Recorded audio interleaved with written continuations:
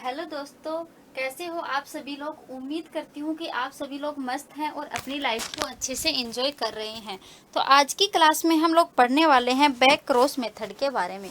आज की क्लास में हम लोग पढ़ने वाले हैं बैक क्रॉस मेथड के बारे में। इससे पहले हम लोगों ने बात कर रहे थे कि कौन कौन से वो मेथड हैं जो हाइब्रिडाइजेशन के द्वारा जिनमें किसी भी क्रॉप की न्यू वेराइटी बनाई जाती है। तो इसके अंदर हम लोगों ने 3 मेथड की बात की थी। एक हमारा आता है बल्क मेथड, जिसको हमने पढ़ लिया। पेडेग्री मेथड, इसके बारे में भी हम लोगों ने जान लिया।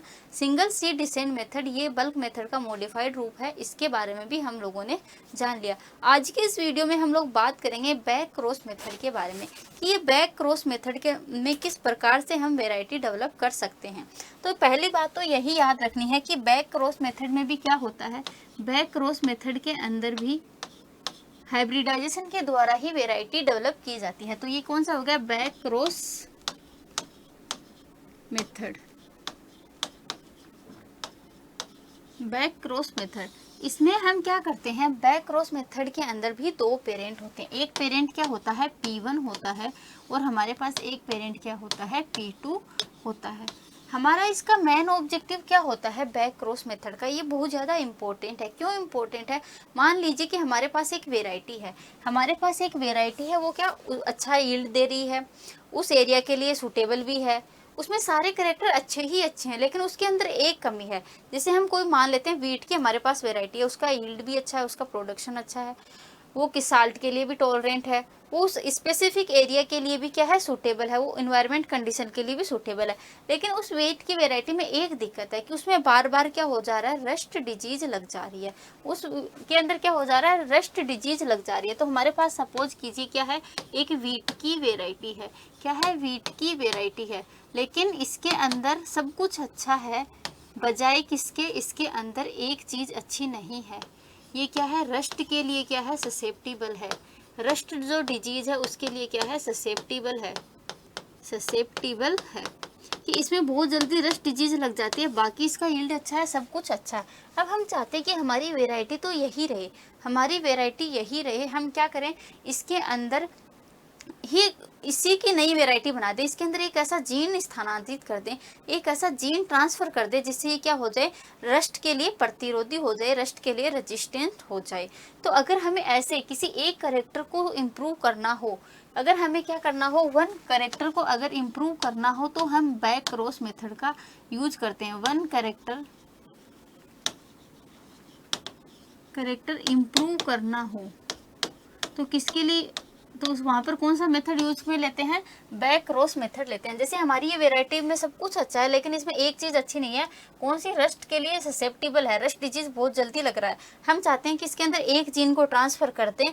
तो अगर हमें ऐसी कहीं पर कंडीशन है, सिर्फ एक जीन को ट्रांसफर करना है, एक कैरेक्टर में सुधार करना है, तो वहाँ पर बैक क्रॉस मेथड क्या कर लेंगे, यूज कर लेंगे। तो अब ये बैक क्रॉस मेथड में किस प्रकार से हम करते हैं, बैक क्रॉस मेथड में क्या करते हैं, जैसे P1 P2 करवाया, इसका F1 आ गया हमारे पास।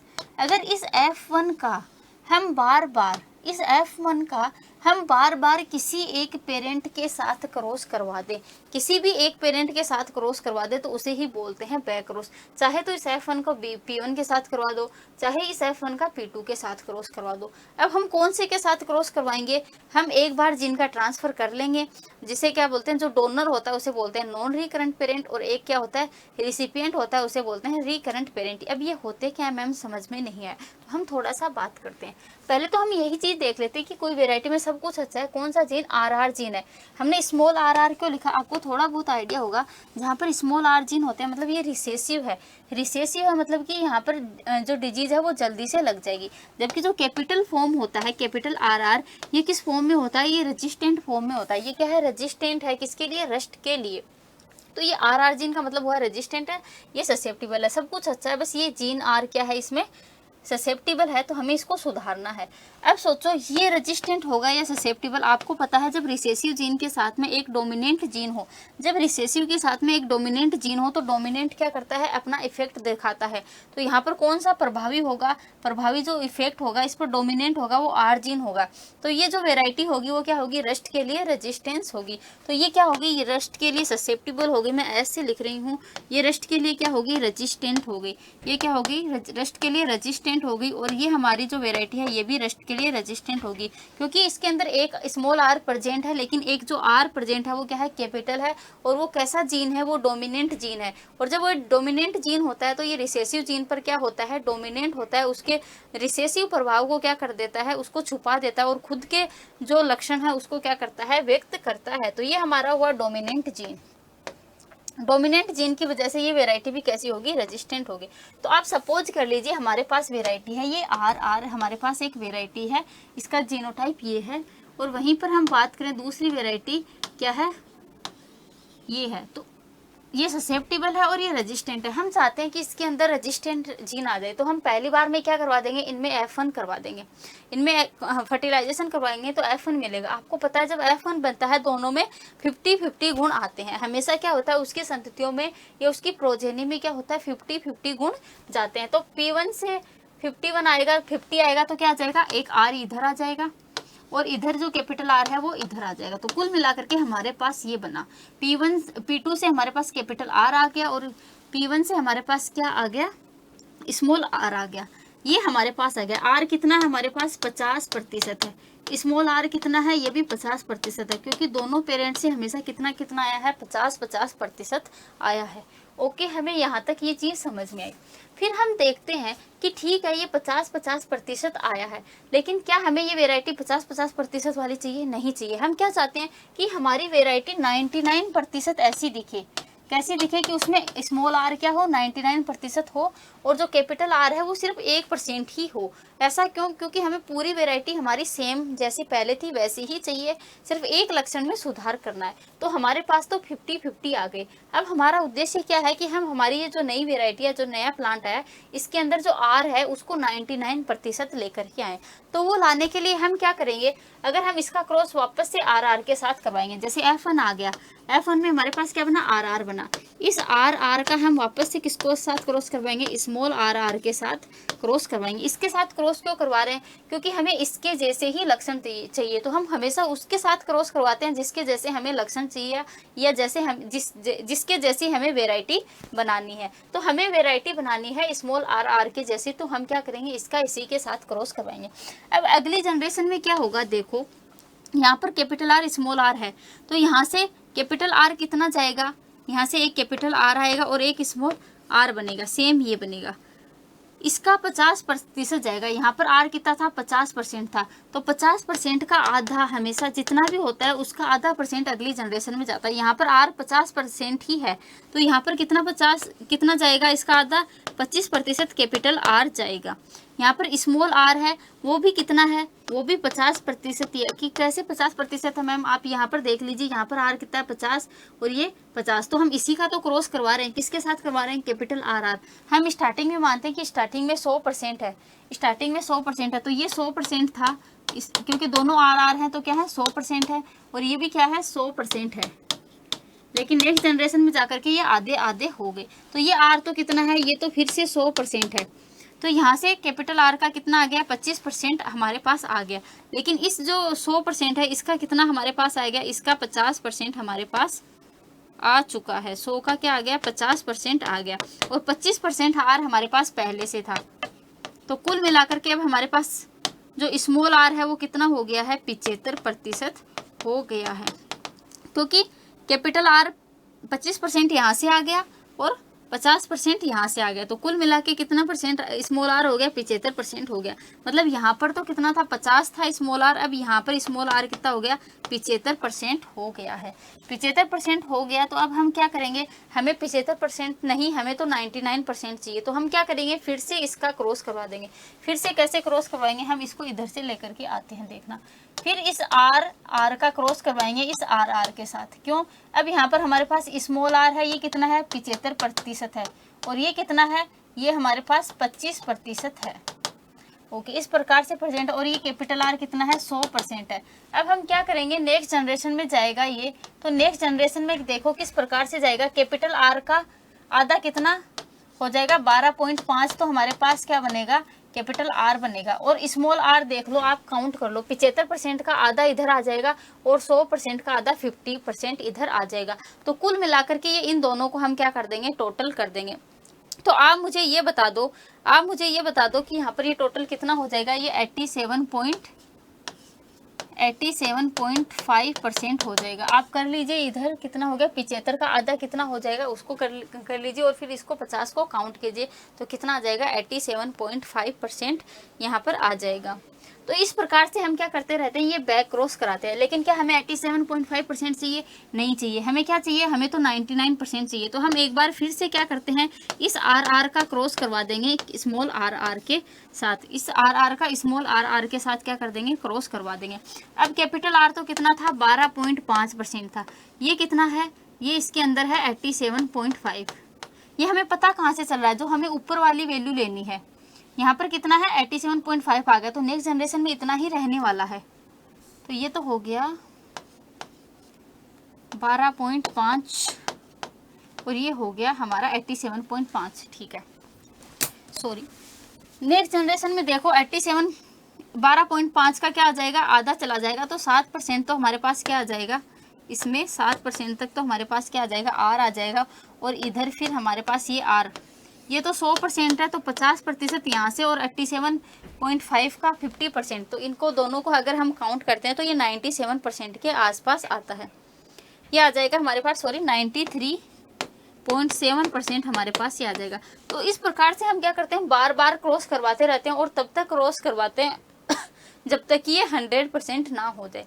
तो यही हमारा बैक क्रॉस होता है। अब आप इसमें देखो, इसके साथ हमने इसको कितनी बार क्रॉस करवाया, एक बार क्रॉस करवाया। एक बार क्यों क्रॉस करवाया, क्योंकि हमने जैसे ही एक बार क्रॉस करवाया हमारे पास कैपिटल R आ गया। कैपिटल R के साथ हमने क्यों क्रॉस करवाया, क्योंकि हमें रेजिस्टेंट जीन चाहिए था, हमें इसमें रेजिस्टेंट जीन मिल गया। ठीक है, अभी जो हमारे पास F1 बना उसमें दोनों के 50-50 लक्षण थे। हम चाहते थे कि जो नई जनरेशन में बने उसमें 100% या 99% तक स्मॉल आर जैसे लक्षण होने चाहिए। स्मॉल R जीन है वो 99% होना चाहिए, और कैपिटल R जीन सिर्फ एक होना चाहिए। वो सिर्फ क्या करवाए, रेजिस्टेंस डेवलप करवाए, बाकी और इस प्लांट के लक्षण इसके अंदर नहीं आने चाहिए। तो हम इसके लिए क्या करते हैं, अब इस पेरेंट का तो एक बार क्रॉस करवा के छोड़ देते हैं, बार बार उसके साथ क्रॉस करवाते हैं जिसके जैसे लक्षण हमें चाहिए। हमें P1 के जैसे लक्षण चाहिए थे, तो हम F1 का क्रॉस किसके साथ करवाते हैं, P1 के साथ करवाते हैं। इसी को हम बैक क्रॉस बोलते हैं। और बैक क्रॉस में क्या करते हैं, हर बार नई जनरेशन में क्रॉस करवाते रहते हैं, और ये तब तक करवाते हैं जब तक 99% लक्षण हमें सेम नहीं मिल जाए। अब क्या होगा, हर जनरेशन में, इसके अलावा एक पॉइंट याद रखना, हर जनरेशन में पेरेंट से जब प्रोजेनी के अंदर जीन जाते हैं तो क्या होता है, उसका 50% जीन ही ट्रांसफर होते हैं। तो आपको हर बार क्या करना है, इसका 50% निकालना है। तो इसे हम क्या बोलते हैं, बैक क्रॉस सिलेक्शन बोलते हैं। अब जिस पेरेंट का हम क्या करते हैं, बार बार यूज करते हैं, जिस पेरेंट का हम बार बार यूज कर रहे हैं, यहाँ पर हम कौन से पेरेंट का बार बार यूज कर रहे हैं, P1 का कर रहे हैं। तो जिसे का बार बार यूज करते हैं उसे बोलते हैं रिकरेंट पेरेंट। उसे क्या बोलते हैं, रिकरेंट पेरेंट बोलते हैं। तो ये हमारा हो गया रिकरेंट पेरेंट। नेक्स्ट हम बात करें तो सेकंड हमारा क्या आता है, जिस पेरेंट का हम सिर्फ एक बार यूज किए तो उसे हम क्या बोलते हैं, नॉन रिकरेंट पेरेंट बोलते हैं। जिस पेरेंट का सिर्फ हम एक बार इस्तेमाल करते हैं उसे क्या बोलते हैं, नॉन रिकरेंट पेरेंट बोलते हैं, नॉन रिकरेंट पेरेंट। अब यहाँ पर क्या हुआ है, इनमें से डोनर कौन है और रिसिपिएंट कौन है, अपना जीन दे कौन रहा है, P2 क्या कर रहा है, अपना जीन दे रहा है। तो इसलिए ये क्या हो गया, डोनर हो गया, क्योंकि इसने अपना कैपिटल R जीन क्या दिया है। और इस जीन को ग्रहण कौन कर रहा है, स्मॉल आर क्या कर रहा है, इसको ग्रहण कर रहा है। तो ये क्या हो जाते हैं, रिसिपिएंट हो जाते हैं। रिसिपिएंट कि जो ग्रहण करते हैं उसे क्या बोलते हैं, रिसिपिएंट। तो रिकरेंट पेरेंट क्या होते हैं, रिसिपिएंट होते हैं, और जो नॉन रिकरेंट पेरेंट होते हैं उसे क्या बोलते हैं, डोनर पेरेंट बोलते हैं। तो ये पूरी बैक क्रॉस की कहानी होती है। जिस अगर आपको ये एक बार में समझ में नहीं आया तो इसको थोड़ा सा एक बार और समझना। इसके लिए आपको जेनेटिक्स का थोड़ा बहुत नॉलेज होना चाहिए। इसमें एक मेन फंडा यही काम करता है कि पेरेंट से जब प्रोजेनी के अंदर लक्षण जाते हैं या कोई भी जीन जाता है तो वो क्या करते हैं, अपना 50% ही नेक्स्ट प्रोजेनी में ट्रांसफर करते हैं। तो P1 के अंदर क्या थे, 100% कैपिटल R स्मॉल आर था, और इसके अंदर 100% कैपिटल R था। तो ये नई प्रोजेनी के अंदर अपना आधा जीन ही देगा। अब हम दोनों पेरेंट का यहाँ पर क्रॉस करवाएंगे तो ये भी क्या करेंगे, अगली प्रोजेनी में आधे ही देंगे। ये भी अपना 50% दे देगा और ये भी अपना 50% दे देगा। लेकिन इस बार 50% 100% का नहीं देगा, क्योंकि हमारे पास जीन ही 50% प्रेजेंट है। तो 50% का आधा कितना होता है, 50% का 50%, मतलब 50% का मतलब हो गया आधा। तो 50% का आधा यहाँ पर दे देगा। फिर हमारे पास नेक्स्ट जनरेशन में जाएंगे तो वो उसका क्या होता जाता है, आधा होता जाता है। तो इस प्रकार से कैपिटल आर तो कम होता जाता है और स्मॉल आर इंक्रीज होता जाता है। और यही तो हम चाहते हैं कि हमें स्मॉल आर प्लांट के जैसे ही लक्षण हमारे पास 99 हो, कैपिटल आर तो सिर्फ 1% में प्रेजेंट हो। तो इसे बोलते हैं बैक क्रॉस मेथड बोलते हैं। इसका फायदा क्या है, अगर हमें इंटरवेराइटल क्या करवाना हो, क्रॉस करवाना हो, तो ये क्या करता है, उसमें हेल्प करता है। तो ये क्या करता है, इसका हम फायदे की बात कर लेते हैं, एडवांटेज। इसके एडवांटेज क्या है?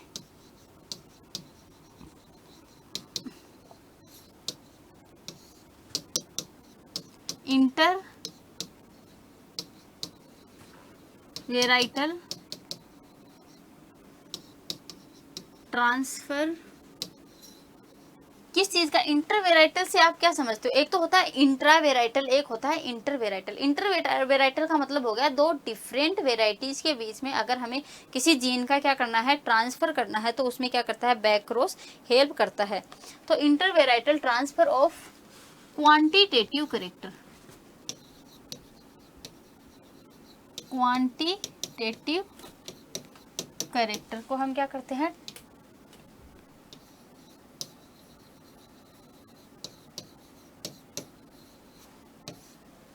Intervarietal transfer of quantitative character. और हमें किसी एक स्पेसिफिक करेक्टर में सुधार करना है तो उसके लिए भी बैक क्रॉस मेथड यूज में लिया जाता है। अब आपको एग्जाम में ये किस तरीके से पूछा जा सकता है कि आपके पास कोई एक वेराइटी है, उसमें वो सभी चीज़ों के लिए क्या है, अच्छी है, लेकिन हमें उसमें क्या करना है, किसी एक लक्षण में सुधार करना है, तो उसके लिए मोस्ट अप्रोप्रिएट मेथड बताओ जिसके द्वारा हम वेराइटी डेवलप कर सकते हैं। तो आपको आंसर टिक लगाना है, क्या लगाना है, बैक क्रॉस मेथड। आपसे पूछा जाए रिकरेंट पेरेंट क्या होता है, तो आप बोलना रिकरेंट पेरेंट वो पेरेंट होते हैं जिनको पूरी प्रोसेस के अंदर बार बार यूज में लिया जाता है। रिकरेंट का मतलब हो गया बार बार यूज में लिया जाना। और ये क्या होते हैं, रिसिपिएंट होते हैं, ये जीन को क्या करते हैं, ग्रहण करते हैं। नॉन रिकरेंट पेरेंट क्या होते हैं, नॉन रिकरेंट पेरेंट वो पेरेंट होते हैं जिनको अभिक्रिया किसी इस प्रोसेस के अंदर, या ये अभिक्रिया नहीं है, ये पूरी मेथड के दौरान क्या किया जाता है, पूरी मेथड के दौरान एक बार यूज में लिया जाता है, और इन्हें हम क्या बोलते हैं, डोनर पेरेंट भी बोलते हैं। और बैक क्रॉस क्या होता है, जब F1 हाइब्रिड का हम क्रॉस करवाते हैं उसके किसी एक सिंगल पेरेंट के साथ, वो चाहे P1 हो या P2 हो, किसी भी, जब F1 का किसी भी एक सिंगल पेरेंट के साथ क्रॉस करवाते हैं तो उसे हम बोलते हैं बैक क्रॉस मेथड। तो ये हमारी बात हुई बैक क्रॉस मेथड की। और इसके द्वारा किस तरीके से हम वेराइटी को डेवलप कर सकते हैं, तो इसके द्वारा जो वेराइटी डेवलप होती है वो 99% किसके लक्षण दिखाती है, रिकरेंट पेरेंट की तरह दिखाती है। और 1% तक वो लक्षण किसके दिखाती है, 1% तक वो लक्षण दिखाती है नॉन रिकरेंट पेरेंट के तरह। तो ये हमारी बैक क्रॉस मेथड की बात हुई। तो धन्यवाद। अगर आपको ये वीडियो समझ में आए, नहीं समझ में आए, तो आप कमेंट में बताना कहाँ पर क्या दिक्कत आ रही है। थोड़ा सा डिफिकल्ट है, अगर आपको थोड़ी सी मैथ आती है तो आप इसको कर सकते हो।